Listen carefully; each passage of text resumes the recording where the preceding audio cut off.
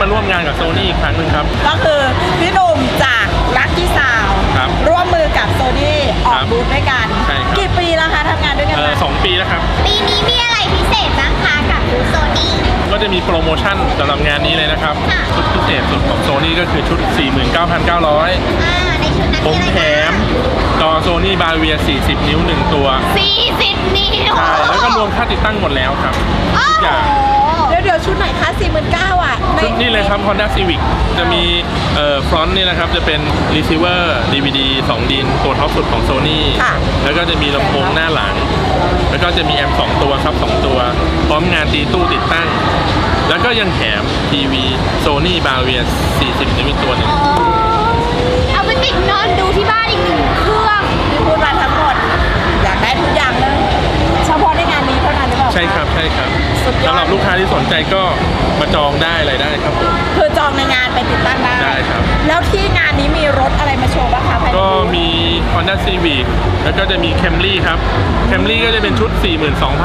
42,900 แต่ว่าแถม Sony Bavia 32 นิ้วก็เล็กลงมานิดนึง49,000แถม40 42,000แถม32ใช่ครับเมื่อไหร่จะแถม36บ้างคะซื้ออะไรจะแถม36บ้างคะ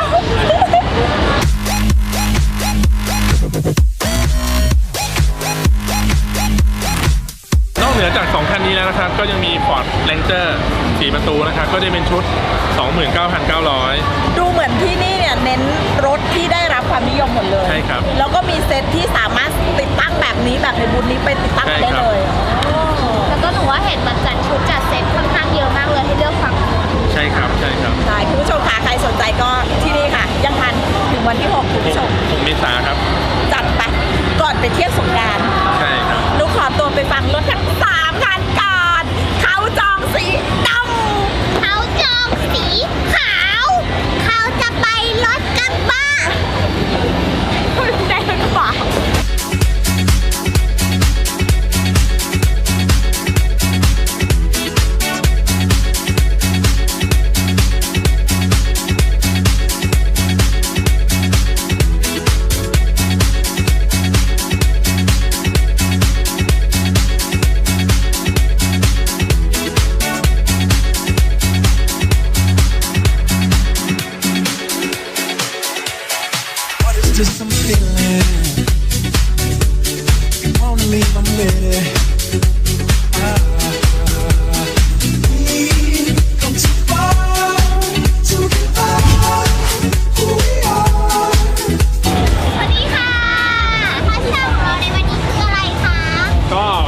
เครื่องเล่นของเราที่จะมาโชว์ในวันนี้นะครับเป็นนวัตกรรมใหม่ล่าสุดของทาง Sony เลยซึ่งเพิ่งเปิดตัวไปในงาน CES ที่อเมริกาเมื่อต้นปีวันนี้แล้วก็ตัวนี้เนี่ยมาในงานเป็นที่แรกในเอเชียเลยมันจะชื่อว่าเป็นสมาร์ทโฟน Cradle Receiver ครับชื่อรุ่นก็จะเป็น XSP N1BT มันใช้งานร่วมกันยังไงคะพี่ก็สำหรับเครื่องเล่นตัวนี้นะครับถ้าโทรศัพท์ของคุณเนี่ยรองรับ NFC คุณแค่เอาโทรศัพท์มาแตะที่เครื่องเล่นของเครื่องเล่นตัวนี้ก็จะสามารถเชื่อมต่อได้ละไม่ต้องต่อให้มันยุ่งยากวุ่นวายแต่อย่างนี้เหรอคะใช่แต่คลิปเข้าไปแล้วเราก็เอาแท่นมาวางเราก็สั่งวางแล้วเราก็ล็อกกดล็อกคุณผู้ชมนี่นะคะไม่ว่าเราจะใช้โทรศัพท์รุ่นอะไรขนาดเท่าไหร่นะก็สามารถวางได้เลยแล้วก็มีปุ่มล็อกตรงนี้ใช่ไหมคะใช่ครับง่ายมากเลยกลายเป็นหน้าจอได้เลยเนาะแต่เดี๋ยวก่อนพี่คุกกี้หนูสงสัยเทคโนโลยี NFC เนี่ยคืออะไรเหรอคะ NFC เนี่ยก็คือภาษาอังกฤษเขาย่อมาจาก Near Field Communication ง่ายๆก็คือเป็นการเชื่อมต่อแบบไร้สายอย่างรวดเร็วแล้วกันนะฮะ NFC เนี่ยแตะเข้ากับอุปกรณ์ไม่ว่าจะเป็นอุปกรณ์อะไรที่รองรับ NFC นิดเดียวแค่นี้เครื่องก็จะทำความรู้จักกันเป็นโทรศัพท์ที่รันมากเลยแล้วอย่างนี้เราใช้ iPhone หรือ Android ก็ณปัจจุบันนี้ก็จะมีโทรศัพท์ Android หลายรุ่นละที่มีรองรับ NFC ครับแต่ถ้าสมมติอย่างในค่าย Apple ก็สามารถคือถ้าเป็นเครื่อง Apple ต่อเชื่อมต่อกับตัวนี้ก็ต่อผ่านบลูทูธมาใช้งานได้เหมือนกันแล้วออปชั่นของเขามีอะไรเพิ่มเติมบ้างคะออปชั่นตัวนี้เนี่ยก็คือวิทยุ CD ที่มีขายทั่วไปนี่แหละคือสามารถเล่น CD ได้ฟังวิทยุมี USB แล้วก็มีข้อหนึ่งสงสัยโทรศัพท์เราใช่ไหมมันมีแบตเตอรี่ได้อย่างเงี้ยแล้วมันจะแบบกินแบตเราอะคะก็ตัวนี้เนี่ยมันจะมีเป็นแท่นชาร์จสำหรับโทรศัพท์ Sony คือแค่แตะเข้าไปปุ๊บมันจะสามารถชาร์จไฟได้เลยคือเขาชาร์จอัตโนมัติเลย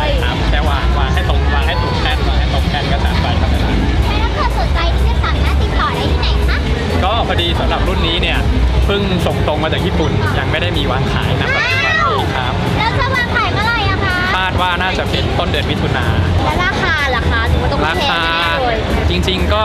ยังไม่ถึงหมื่นแล้วกัน อุ๊ยตายแล้วราคา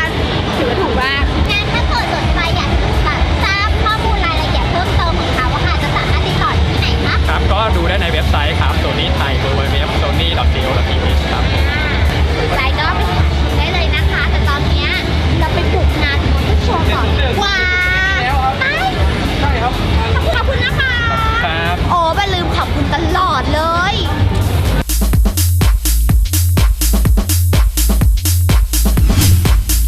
โอ้โหคุณผู้ชมค่ะดูในฮอกันมาเยอะแล้วเดี๋ยวมาแป๊บพาออกมาดูอีกหนึ่งแบบที่เราเรียกว่า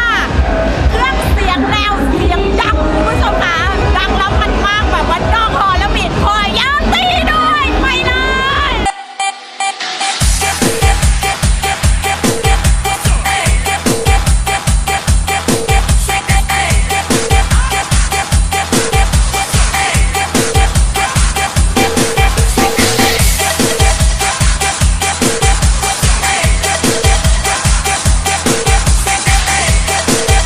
คุณผู้ชมค่ะถ้ามาถึงตรงนี้แล้วเราต้องมาหาฟอร์มูล่า X เล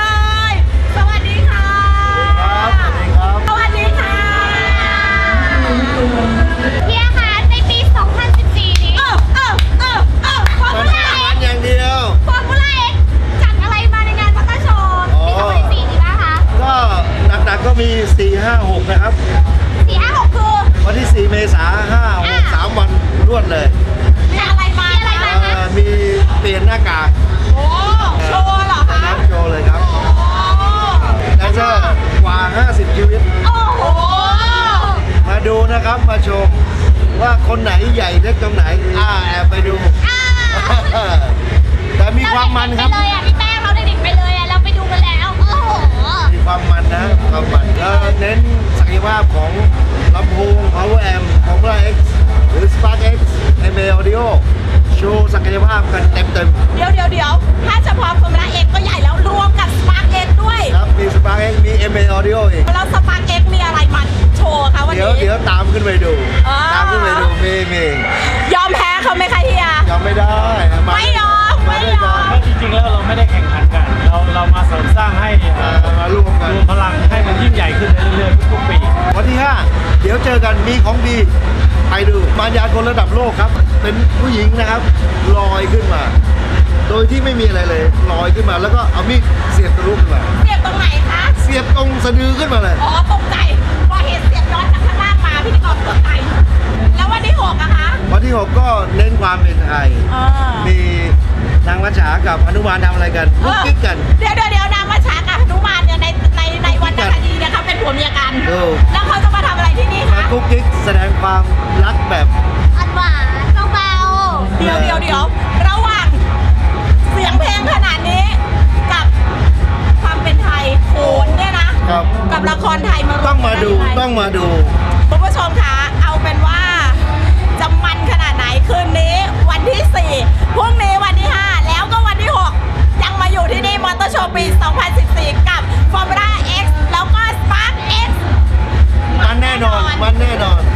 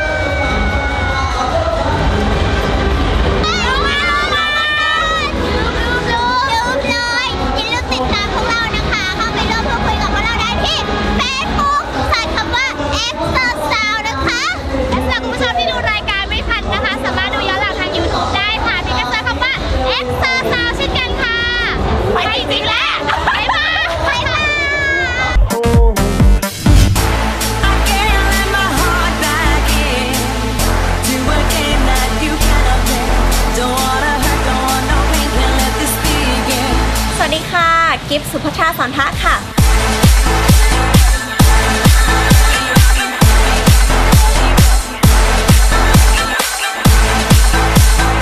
วันนี้กิฟมาถ่ายแบบกับนิตยสารซาโมบิลเล่ม 105 กับคอลัมน์ X Girl ค่ะ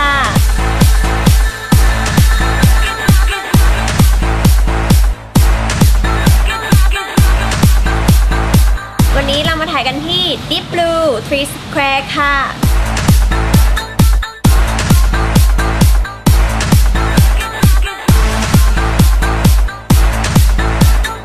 กิฟคิดว่าไฟหน้าของกิฟทำให้คนอื่นแสบตาจนต้องหันมามองทุกคนค่ะ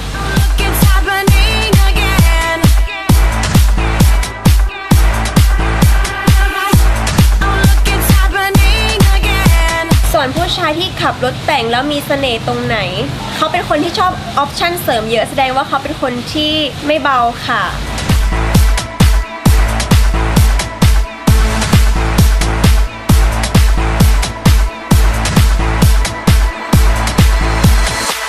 ชอบนั่งรถที่ช่วงล่างแข็งไหม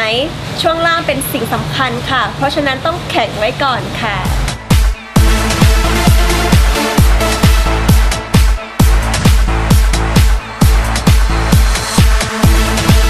เวลาขับรถตกหลุมกิฟชอบอุทานว่าอ๋อค่ะ